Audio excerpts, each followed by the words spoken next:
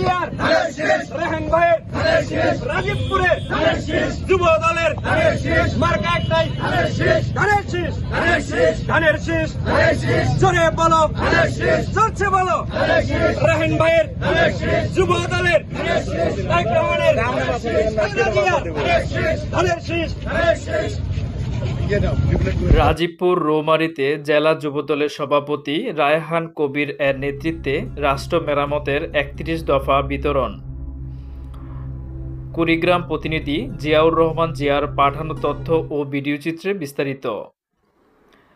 ২৮ কুড়িগ্রাম ৪ আসনে বিএনপির ভারপ্রাপ্ত চেয়ারম্যান তারেক রহমানের রাষ্ট্র কাঠামো মেরামতের ৩১ দফা লিফলেট বিতরণ করা হয়েছে।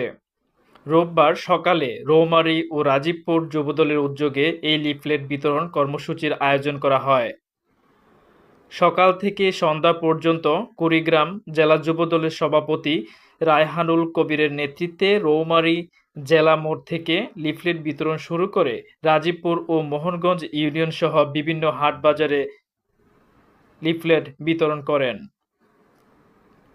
সেখান থেকে বিভিন্ন ব্যবসা প্রতিষ্ঠান ও পথচারীদের মাঝে এই লিফলেট বিতরণ করা হয়।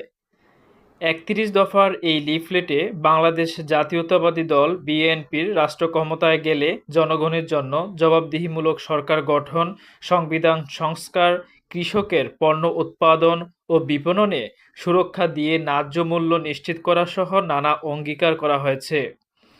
এ সময় রৌমারী উপজেলা বিএনপির যুগ্ম আহ্বায়ক মঞ্জুরুল ইসলাম মঞ্জু, রাজীবপুর যুবদলের আহ্বায়ক রুস্তম মাহমুদ লিখন, মোহনগঞ্জ ইউনিয়ন বিএনপি সদস্য সচিব রুহুল আমিন, উপজেলা যুবদলের ও ছাত্রদলের সকল নেতাকর্মী উপস্থিত ছিলেন।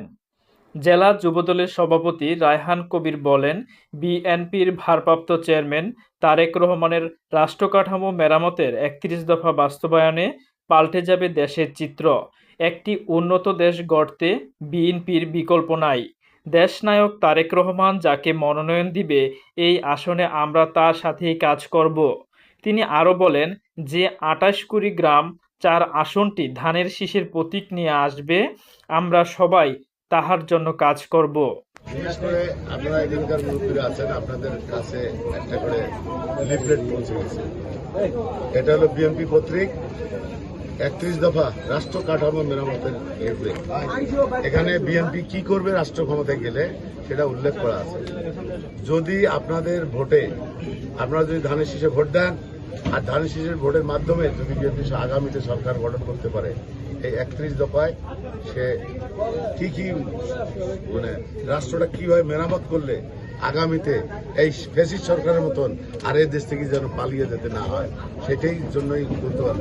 আপনাদের যে আকাঙ্ক্ষা দেখছেন তো, মানুষের জোয়ারের কাছে কিন্তু এত শক্তি দিয়েও কিন্তু থাকতে পারেনি। তাহলে আমরা